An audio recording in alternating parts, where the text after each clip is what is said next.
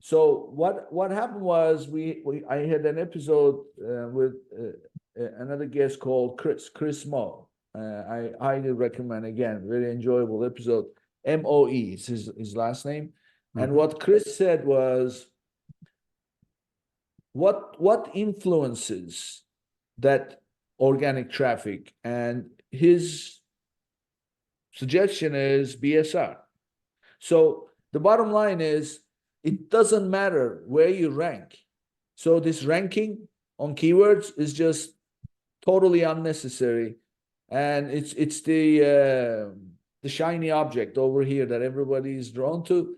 But instead, just work on your BSR. The more BSR you have, the better BSR means better organic traffic Amazon will give you, and better organic traffic is going to give you more sales. That was the final conclusion we had.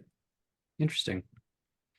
Well, I don't disagree with that, especially because if you think about Amazon's site today and Amazon's site 10 years ago, and what percentage of the page is an ad, it's massively different. Oh yeah. 10 years ago, there were, on a search result, there was a little gray box at the bottom of search results, and there were 2 ads in it.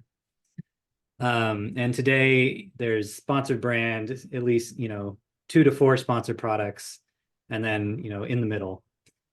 And then on every product detail page, there's ads. There used to be, long lists of shovelers, and people also bought as well. So that's a little bit the same. But the reason I said it kind of depends on what you count as a search, is that especially in ads, Amazon's made that line very fuzzy. If you make a search campaign that only bids on keywords, no auto campaign, no product attribution targeting campaign, your ad can appear on a product detail page and get clicked. But in your reports, it'll say that click came from a search term, the search term you bid on. Similarly, you can make a campaign for a product that only targets ASINs, and you can appear in the search results. And in the search query report on that ad campaign, it'll attribute it to the ASIN where the targeting came from.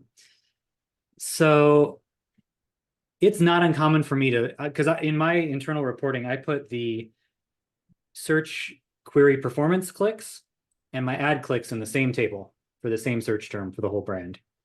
And it's not uncommon for the amount of clicks from ads that were attributed to a search term to exceed the search query performance report. Yes, it does.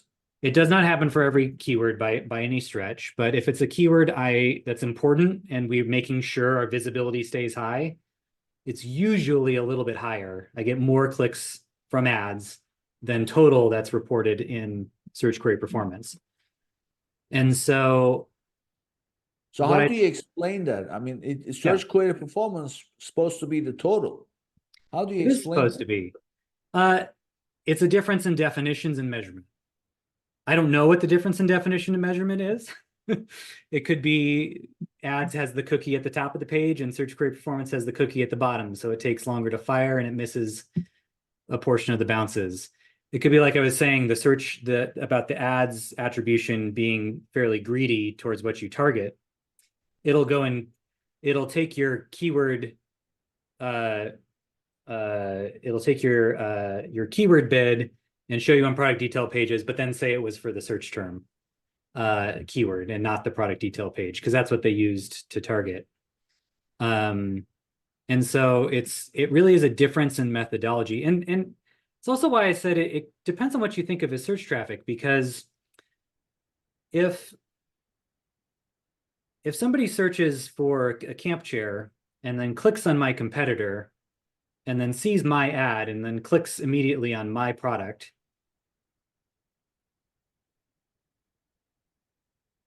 that's not search traffic. That user just went through search.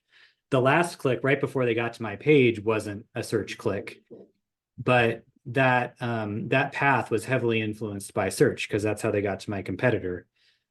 Similarly, if somebody searches for a product, clicks on one of my products, and clicks on a comparison chart in my A+, and then buys that product, again, I would think, the last click was not a click on a search link, but if that was my website, I would be attributing that as a search sale because I don't expect people to only visit one page on my website.